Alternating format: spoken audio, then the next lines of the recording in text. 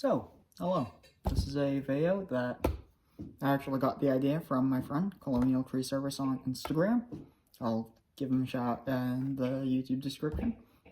But he was asking me what the difference is between Husky 55 Rancher and Husky 61 Rancher. These are both, in my opinion, they're both pro saws.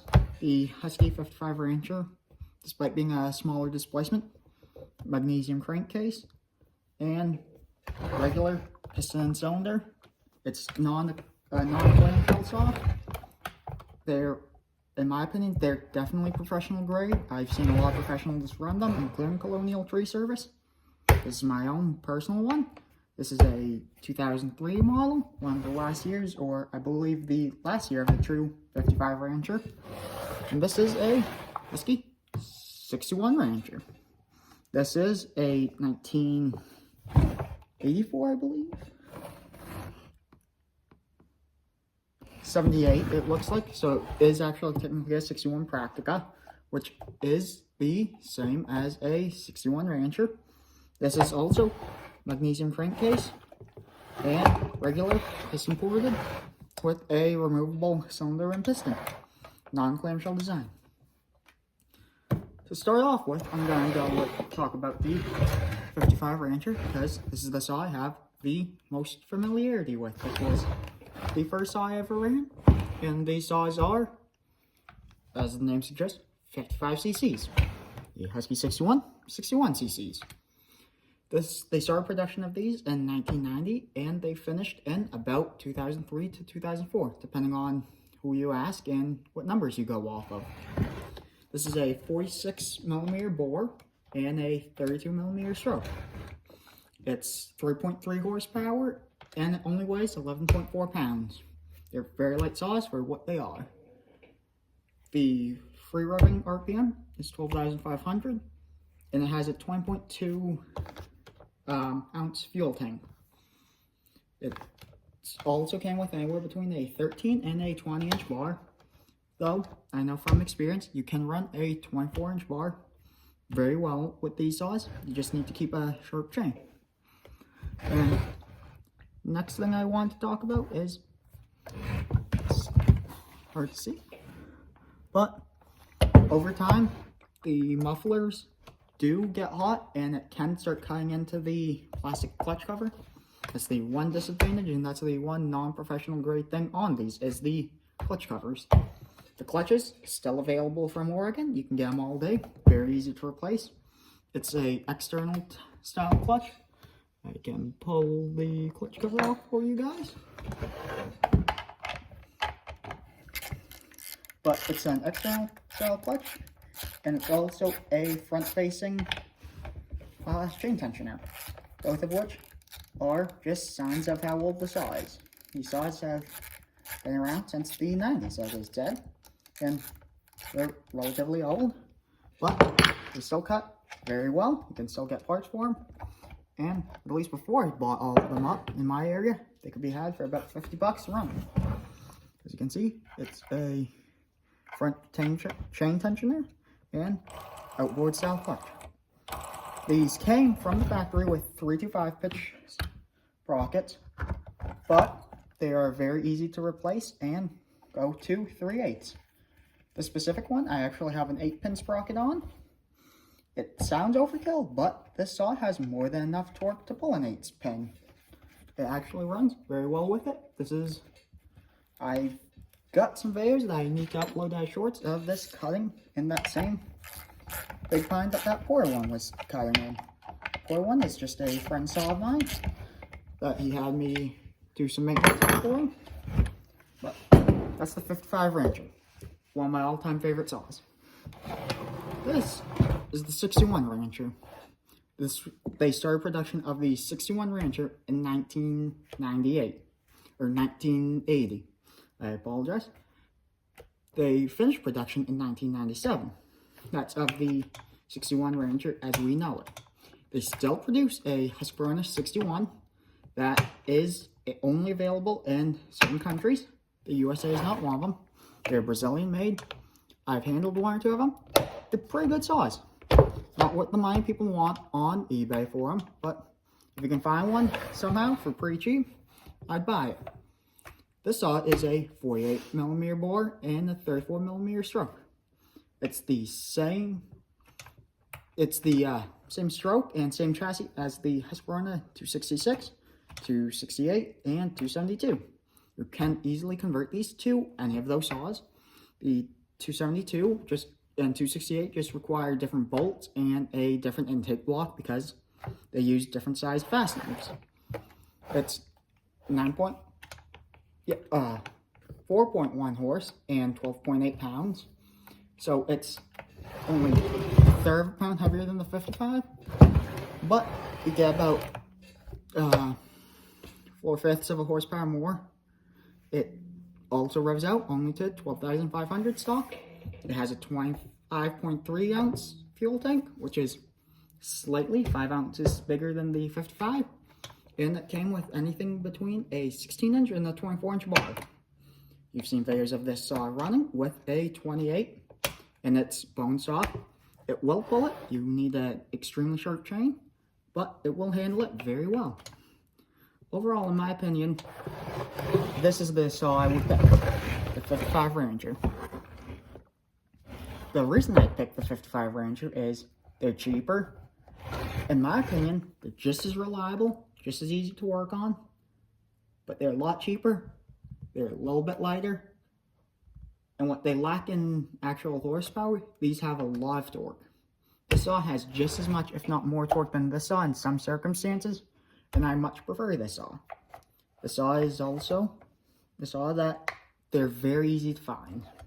Right now on Facebook Marketplace in my area, I believe there's 4 of them for sale, all under $250. And that's any day of the week you can find them for that price. They're great saws. They're a little old school, but they're good saws, and I much prefer these to the new 455 Ranchers. The new 4 series of Rancher saws, the 445, I believe it go as small as 435, 440, 445, 450, 455, and 460 Ranchers. I am not a fan of them. They're much cheaper saws.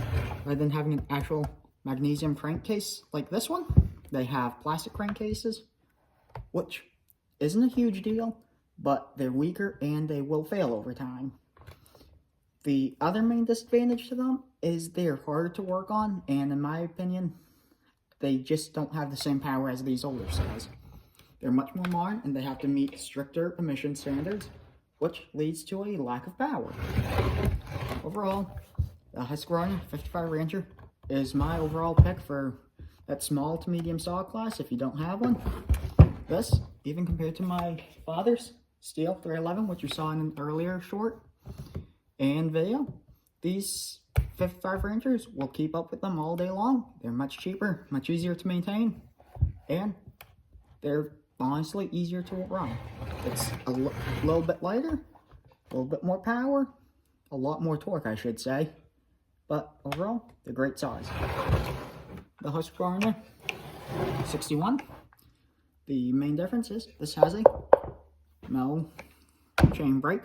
Unfortunately, you cannot put this chain brake onto this saw. I've tried, but as you see, this is square. That has an angled cut in it, and they will not fit on each other. But this is a great saw. If you have one of these, I wouldn't sell it and get a 55. And if I have one of these and it needed work, I would happily turn it into a 266 if you can find that top end. 266 is the best version of this chassis, in my personal opinion. They all support the best, and they have the most power. When ported, they're the easiest to port.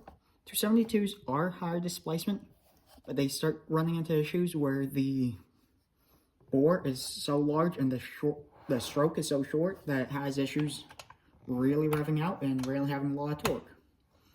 The 61s, they're great mix of everything. The only issue is most of them are an open port design. This is one of those. At a later date, I will be making a video on open port versus closed port and what the benefits and disadvantages are of each. But just in general, almost every saw for the same bore and stroke and the same size saw, a closed port cylinder will make more power. Nothing against open port designs. There's a lot of very famous saws, such as this, that are open port. The 200T, I believe, is also open port. It was either 200 or 020. One of those is open port, and they still run extremely well. But overall, these are both very good 50, 55, 60cc class saws. The Husqvarna 51 Rancher is the same saw as this, just with a smaller displacement. It has the same stroke.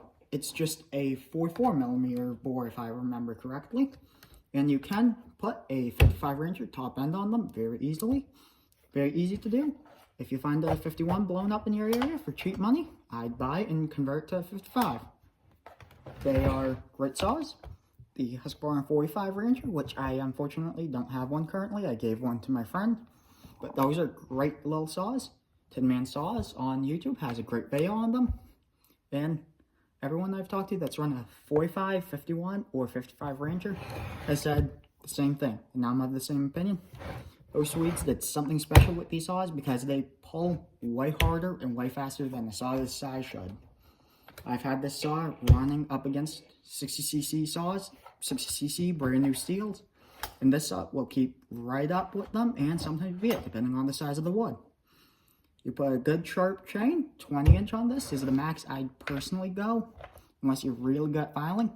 I ran 24 on it, but it makes it a little nose heavy, and you have to be really on point with the sharpening. These both have the same style filter where you have to take out 1, 2, 3 screws, and the filter is right under here or right under here. They're pretty easy to clean. The filters on both are still very available and very cheap. The filtration on both of them, it's about even. These are a 1-piece ignition. These are a 2-piece ignition. These have an ignition part here, and these are a little hard to change the coils on because of that, but I wouldn't let that scare you. They're still very easy to do.